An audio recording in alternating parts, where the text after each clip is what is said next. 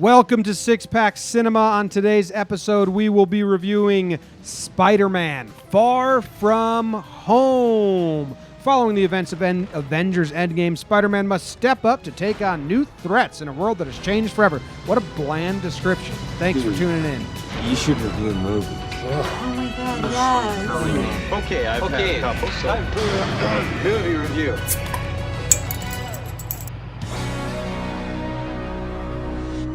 What's up, everybody? Thank you for tuning in to Six Pack Cinema and hanging out with us for a little bit. We are going to review Spider-Man, and when I say we, I mean my co-hosts Sheehan and Dave, because I will be not reviewing this because I do not enjoy these movies that much, but I'm here to intro them in, and now I'm interested. Why does IMDb have a like that description can be said for any superhero movie ever? Must step up to take on new threats in a world that's changed.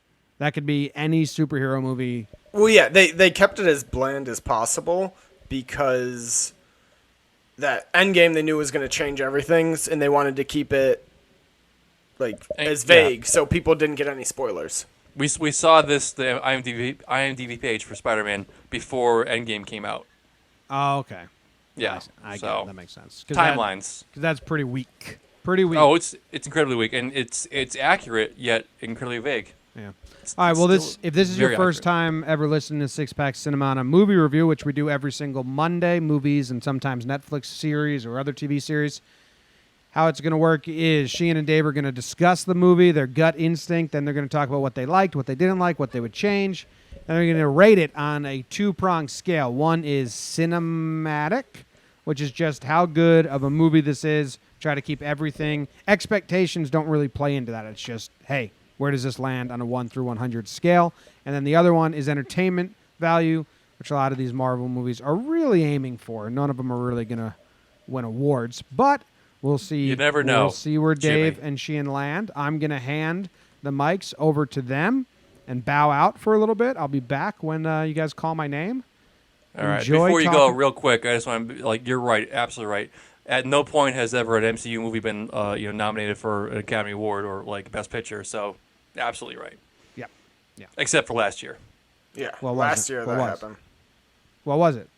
Black Panther. Hello. Oh, yeah, but no one yeah. really thought it deserved it.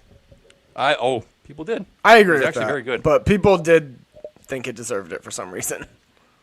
Because it was a good movie. Yeah. All right, Jimmy, you're excused. Thank Well, you. here you go. Have fun. See you guys. Hey, Dave. Hey, All right. what's up? So, I'll be honest.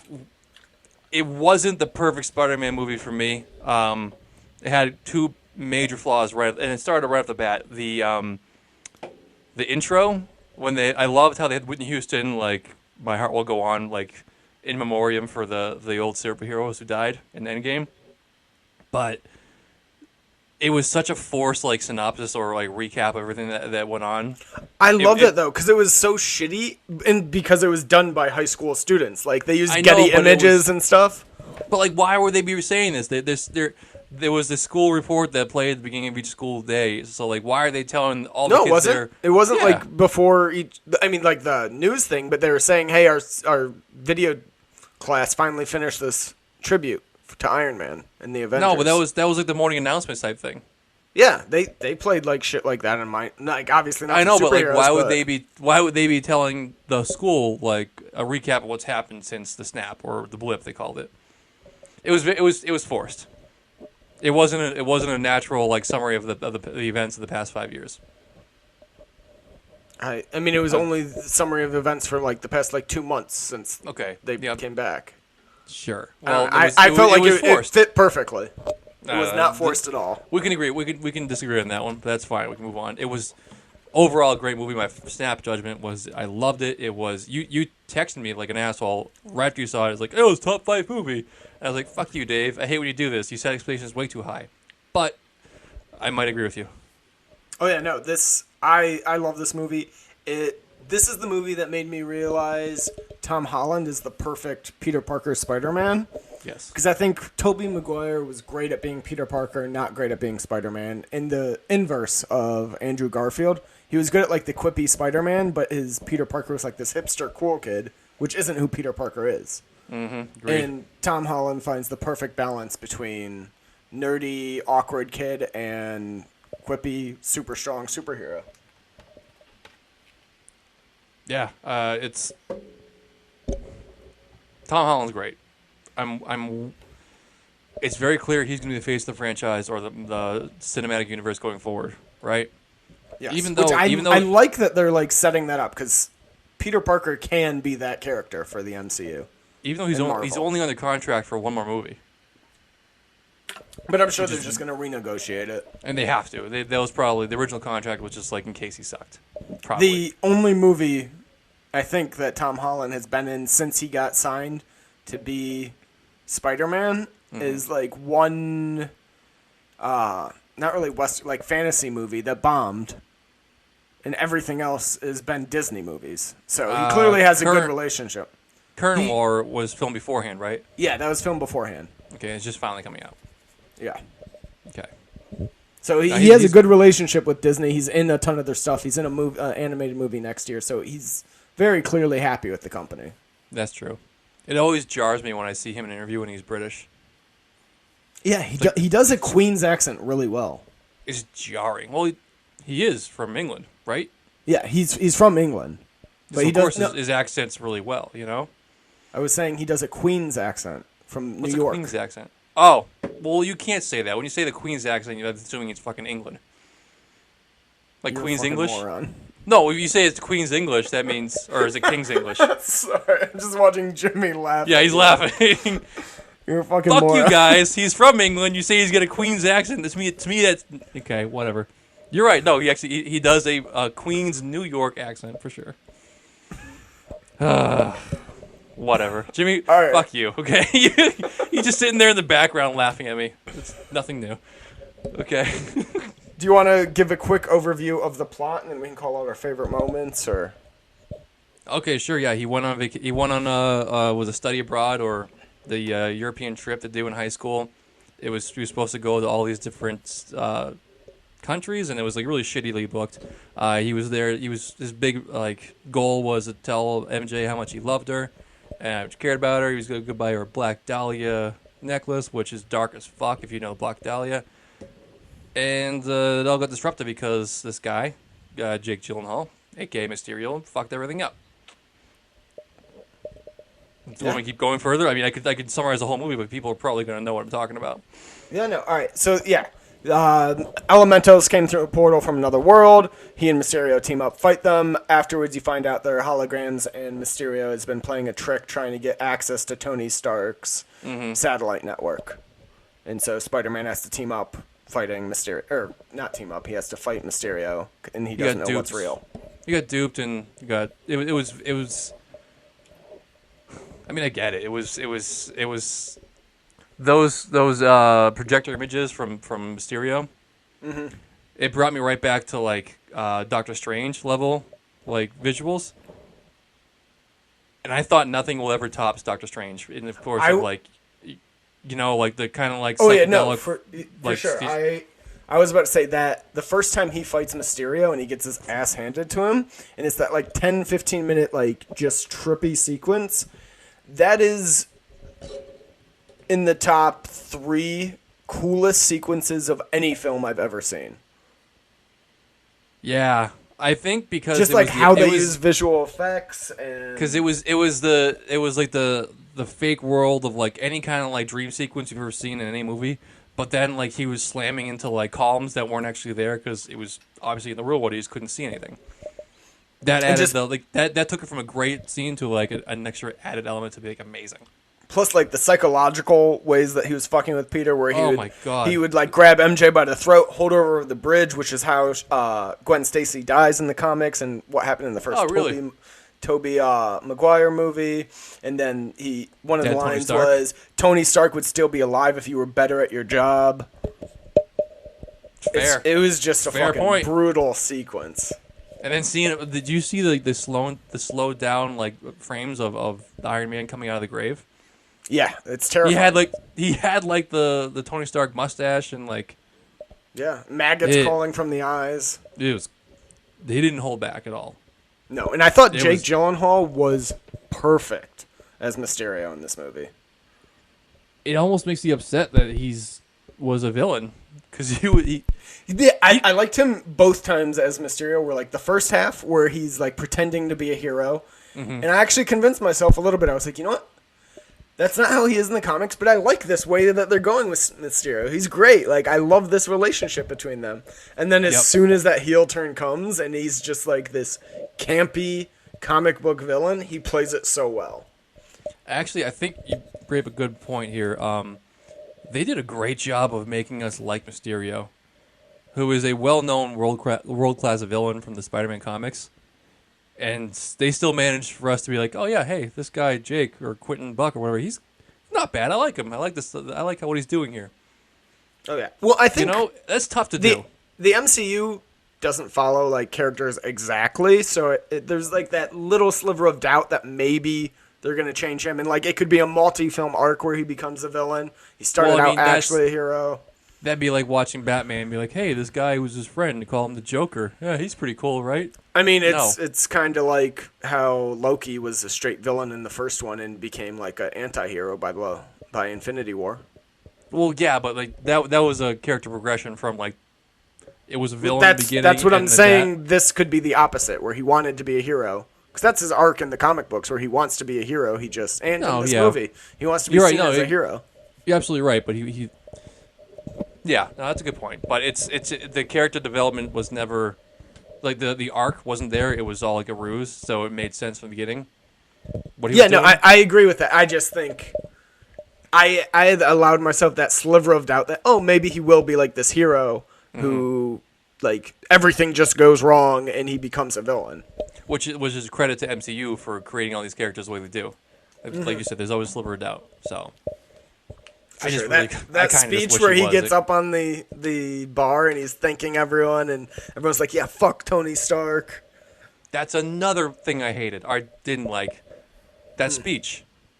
Why? That was so fucking forced. That was just like the opening credits or with like the high school kids doing it. That was such a forced recap of how they got there. I disagree because he was clearly like a throwback to like comic book cheesy villains. And that was absolutely like a campy villain monologue. I know you've been calling it campy as if it's like a good thing or like a home type feeling. It's to me that was out of character for MCU because they've always been so clever and it was an easy route for them to take. I don't know, and especially when he's talking about how they made up the interdimensional travel and he's like, because that's just what people believe now, fucking idiots.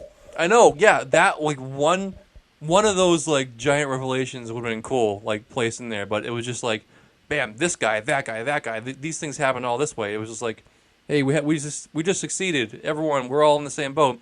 Let me just take a toast and explain to each and every one of you exactly how we got here in chronological timeline. It was weird. I wish they had like a little more nuanced way to summarize what happened. Oh no, it's a comic book movie, man. You gotta We didn't take points off for in Endgame when all the women stood together and it was a super pandering shot. I'm not going to take points off for them explaining the story. No, I give them points for being nuanced and clever. This one was demerit points for them. Okay, think you're being way too hard on it. Well, we got to be critical, as like Jimmy likes to say, we'd be critical of them as in we would do every other movie. Right, Jimmy? Thumbs up. Thumbs up. Attaboy. Same page. He liked Spider-Man. Just not that well. All right. Anything else you liked? What didn't I like, other than those two items? I really like this rendition of MJ. Me too. Because she's a lot closer to the comic book character, too. Really? Because I always felt like the comic book character was, like, way more, not outgoing or, like, girly. No, it's just been, like, the movies where she's, like, a damsel in distress. In the comics, she's a big, like, supporter of Peter Parker and, like, of him being Spider-Man. She just doesn't want to be the damsel in distress. She wants to help out, which is what causes friction because she'll, like, put herself in harm's way. Yeah, I guess, I mean, I never really liked the Spider-Man comics growing up, but I liked the, cartoons, obviously, and the movies, but what I like most about MJ in this one is that she's more manly than Peter Parker, for sure. Oh, yeah. And she's that, she's the kind of girl that I would have been, like in love with in high school. Same. It's kind of like rebel, witty as fuck kind of girl, you know? Zendaya is just she's so good in the role. And did you see at all the press she dyed her hair MJ red? No, For all really? the press, yes. And it Oh, looks great, so I hope she has that in the next movie. She was probably trying to audition to be Ariel. That's too bad. She's got a really long neck. I was actually distracted by how long her neck was in a lot of the movie. I didn't notice that at all. You didn't notice it? I mean, it's honestly like 6 inches longer than a normal neck. I doubt that's Maybe true. because she's got a tiny little face or something. The proportions are way off. Google her. I'm looking it up on my phone now. Okay, I'm gonna do it. I don't think I'm crazy here. I'm gonna say Zendaya long neck. Yeah, this is pops up in Google. Very long neck. See, she on her own Instagram, she calls herself the long neck legend. Okay, I see that in some pictures. Right? I didn't notice it in the movie, but yeah, that's the long fucking neck. Right? It's kind of crazy. That thing's like 8 inches long. It's stupid long. But I think it's because she's got a tiny head or something. Maybe. Proportions are off. It threw me off while I was watching it. It made me think like, that's weird. Nick Fury is a big point here. Actually, let's just talk about the whole post-credit scenes. Both of them? Which one do you want to tackle first? Okay, well, there's 3 items. First, what's his name? Blanking. What the fuck? Help me out. Who are you talking about? The guy, the great actor, the Jake reporter. Gyllenhaal? No. Oh, J.K. Simmons Yes, J.K. Simmons. Jay. is back as J. Jonah Jameson. Wonderful. I love that they updated him to kind of like an InfoWars, like conspiracy theory. It's perfect for modern. No age. longer the shitty like floundering paper. He's like the shitty like conspiracy site. yeah, but like those aren't floundering. All those are opposite. Those are the ones booming right now. So he's an influencer now. Because obviously he couldn't become a photographer for the Daily Bugle. He's still in high school. You know, you couldn't introduce that. Well, aspect and of things a lot yet. of like the recent comics and the video game. He doesn't work at the Daily Bugle. Like that was just a college job, and he's like a scientist, which is what Peter Parker should be. He's a smart guy. Obviously, they play that up in the Happy Hogan scenes when he's on the plane. Yeah, but just the fact that they just kind of abandoned that right away, maybe it was great. Also, crossing timelines of the Tobey Maguire series, just kind of like as a hat tip.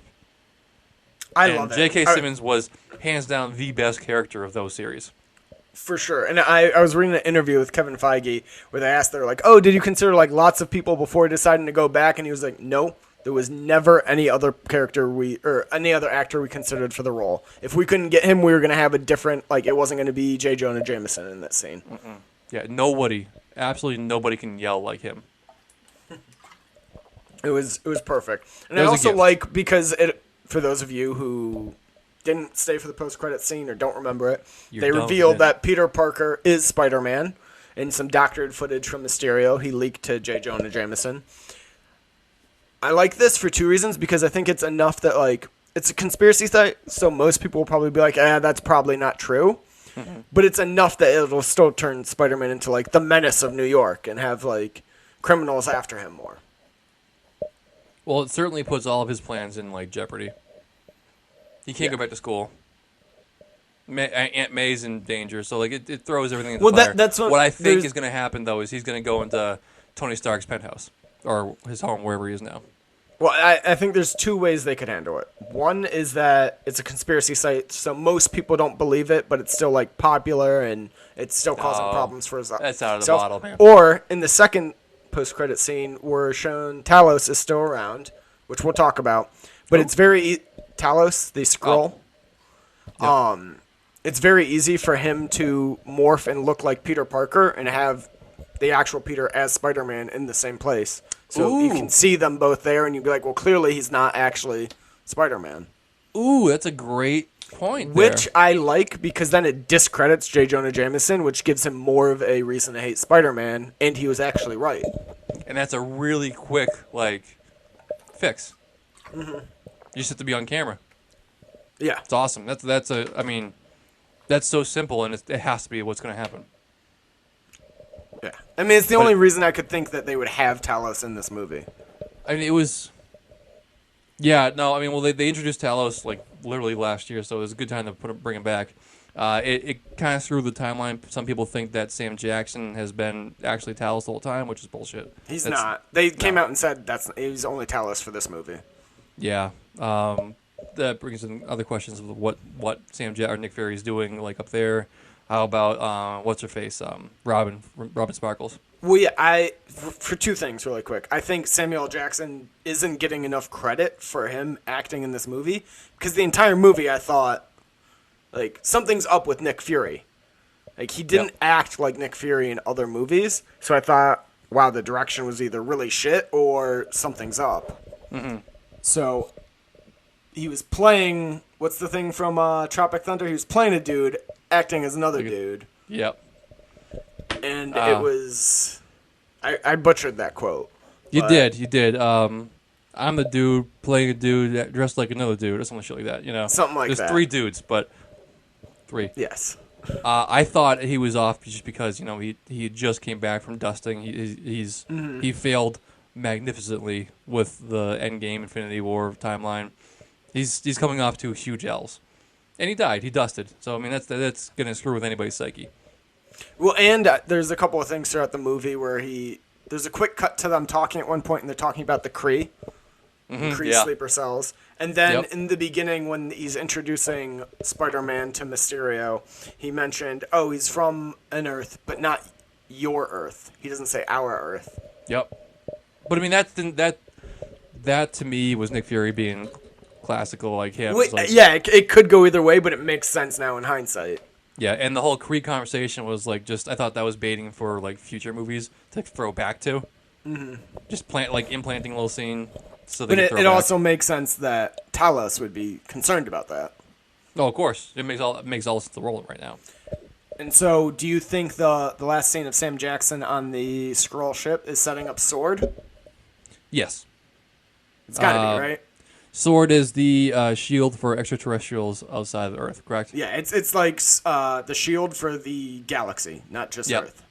I think it's actually more along the lines of Tony Stark's like wish, which is a shield of armor around the Earth. A suit of armor around there. I think that's what his goal is, because Sam Jackson could give a fuck about the galaxy. He's concerned about Earth. That's what his. Well, thing is. I disagree. If he's known about aliens since the 90s, and he's clearly become good friends with Talos in that time. But he's using them to protect like Earth. But I think He's cares aware- about, he cares about them now too. Of course, yeah, and he's harboring them on Earth because they didn't have a home. So I mean, he's concerned about the galaxy and things going up there in the sense that like he doesn't want them coming through his front door. So he's building a front door that can't be kicked in. That's what my theory. Yeah, I mean, I think it's think just a like lot- comics Sword. Yeah, I think he's trying to build a force field around the world, and it Which won't work. Sword will also make sense if they're gonna take like 5-10 years to build to the next Avengers, because this will be like the peacekeeping for the galaxy if there's no Avengers, which like they can be the outposts for Captain Marvel to go to and like have contact with people. They can Yeah. like monitor all the galaxy threats until Avengers come back. Yeah, I don't know. I honestly, if they start going full space route, I might be out a little bit on the MCU. Well, they've said that's what they're doing for years, for Phase 4 I and know, on. but entirely like removing from Earth, Not entirely, but they said it's like where all the focus is. which is crazy. You're still gonna get like Spider-Man and like Doctor Which Strange. we need that. We need like, yeah. I need to go to anchor back to Earth because it's like it's somewhat loosely, crazily based in reality. It's like if I can see the scenes, the settings, and like understand, oh, that's New York. Oh, that's like downtown. That makes sense to me. I love Guardians of the Galaxy, but I'm just like Between doesn't interest me Guardians nearly and as Thor much. Ragnarok, those are the movies I care about going forward. I know, but they're just like not nearly as like entertained to me as Iron Man, Captain America, like World War II type shit. I don't know. Yeah. Wakanda, we still have so much Wakanda to look at. Yeah. We're, Well, that- we're that's still, we're still gonna be a promised big 2 more reason why Black they're- Panthers. Black Panther in space. No, we can't have Black Panther in space. I think he joined the Guardians in the comics for a run. That's stupid. I want I mean, Shuri. the comics I want are Shuri. stupid at times. I want Black Panther, Shuri with Doctor Strange and Spider-Man and Give me, Professor Hulk in the background, sure. Falcon And we'll Ant-Man. deal with. Ant-Man, of course, we need Ant-Man. We're promised one more Ant-Man movie. And then with Thor popping in every now and then to get his beers. It's just, give me that stuff. I don't care about, the Galactica or whatever. I do Ragnarok care about, what's his name? The golden kid. The one that, at the end credits of Guardians of the Galaxy 2. Oh, Adam Warlock. Yes, I do care about that guy. Yes. I'm really excited to see him come out. Yeah, no, he's apparently debuting in Guardians 3. Yeah, looking forward to that. All right. Do you want to get into reviews? We covered everything? Ratings? Yeah, I think we covered basic thoughts Yeah. on the movie. No, that was just initial reactions. You want to review it now? Oh, yeah. Yeah. Okay, ratings. Let's go with critical first. Do you want to go? Sure, I have this at an 89. I told you I really liked the movie. And this actually knocked Endgame out of my top 5 MCUs, and it's in the number 5 slot now. Okay. I don't offhand. I can't remember my top 5 MCUs, but this one is for sure in the top 5, just because of like how, for just entertainment factor alone, because I was gripped by it the entire time. This one for me, critical. I'm going to go with 82. Not bad. I held those shitty recaps like pretty heavily against them because I know they're better than that, and it was sloppy, and I know it was like you said, it was a campy superhero movie, but like they got to be better than that. Everything else is great, but I mean those are two substantial moments of like just like let's rush this recap. I mean, they fit perfectly in the universe, so I don't know what more you can ask for there. A little more nuance. That's what I'd ask for. And the focal racking was a mess. No, it was fantastic in the fantasy scenes. All right, so let's go on to Popcorns, which is just straight up entertainment value. That's got to be a 1, right? No, of course I not, know. man. It's good. We're gonna go with a rare 6. 6? I would give it a 6. If we the only could, ones but I've I think earned Shane 6. might have an aneurysm, or not Shane. Jimmy might have an aneurysm. If The only ones I've ever earned 6 are Spider-Man: Far From Home and Mission Impossible. 2 of the best movies we've ever seen. Yeah.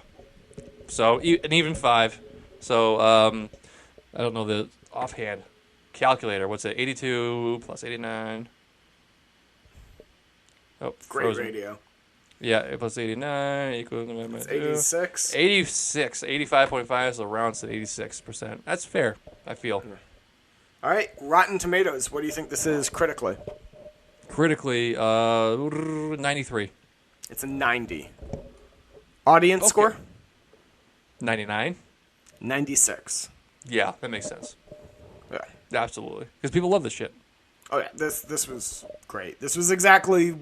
I think this was also we didn't talk about it in the review, but this was a perfect epilogue to like Phase 3 after Endgame and everything. It's like a nice little palate cleanser, and I saw somebody on Reddit pointed out that the first movie, Iron Man, ends with Tony Stark revealing himself to the world, and this movie ends with Spider-Man getting revealed to the world. So it's come full circle. The next Tony Stark's revealed. True. I like that. All right, so Jimmy, you want to come back in on here? You want to say hello? Is he muted? You want to take us out here? What did you guys? I heard. Hello. Sorry, I was only talking into one mic. I heard 5s across the board for popcorn. Yep. Sheehan with an 82.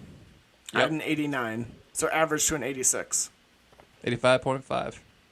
So what did this beat Into the Universe or whatever?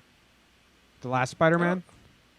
Well, it wasn't the same. That was Wasn't the same. well, yeah, but it's Spider-Man. 4.5, 87, and this is a 5, 87. 86. 86. Wow, just below. I rated this lower though. I rated this lower than I did. So did I. So for anyone listening at home and you want to You know, rated this the same. Me? 82? Yeah, 82 is what you gave it the first time. I gave Into Spider-Verse in 92. Dude, you said 86 Spider-Man Homecoming? Jesus. We have one other thing that is 86. It's Get Shorty, which was a show that Sheehan and I did. Oh, and American Criminals was 86.